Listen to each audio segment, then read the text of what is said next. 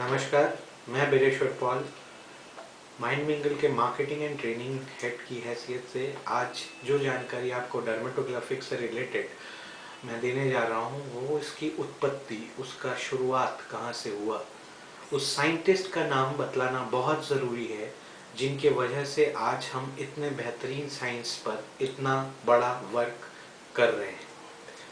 उनका नाम है विलियम मॉन्स्टिन।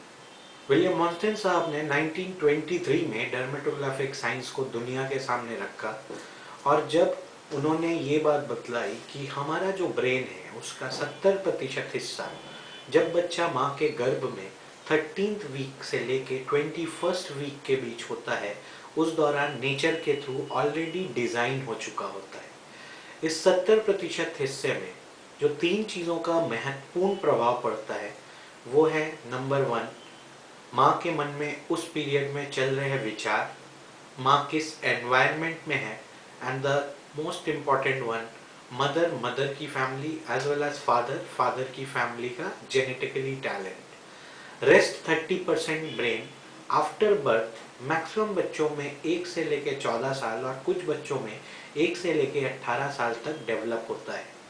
इस पीरियड में जो 30% ब्रेन डेवलप होता है, इसमें कई सारी बाहरी चीज़ों का भी असर पड़ता है।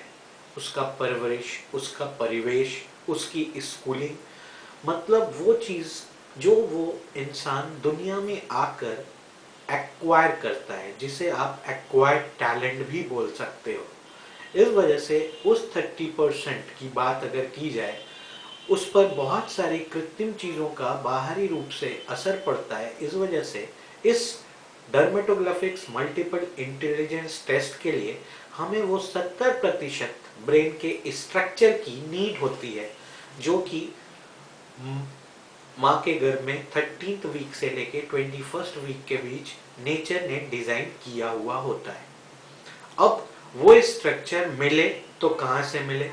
दरअसल उसी 13th वीक से लेके 21st वीक के बीच हमारे फिंगरप्रिंट पूरी तरीके से डेवलप हो जाते हैं। इसके बाद इसमें एक लेश मात्र का भी अंतर नहीं आता और फिंगरप्रिंट किसी का भी किसी से मैच नहीं करता, चाहे वो जुड़वा ही क्यों ना हो। That's why we are uniquely different. जैसे कि हम लोग थोड़े थोड़े अलग हैं, उसका सबसे इम्पॉर्टेंट रीज़न है हमारे फिंगरप्रिंट भी अलग अलग है। इस वजह से जब कोई पेरेंट या इंडिविजुअल अपना ये टेस्ट कराना चाहते हैं तो अकॉर्डिंग टू दिस साइंस हमारे हर उंगलियों में 3 हेड्स होते हैं, सेंटर, लेफ्ट और राइट।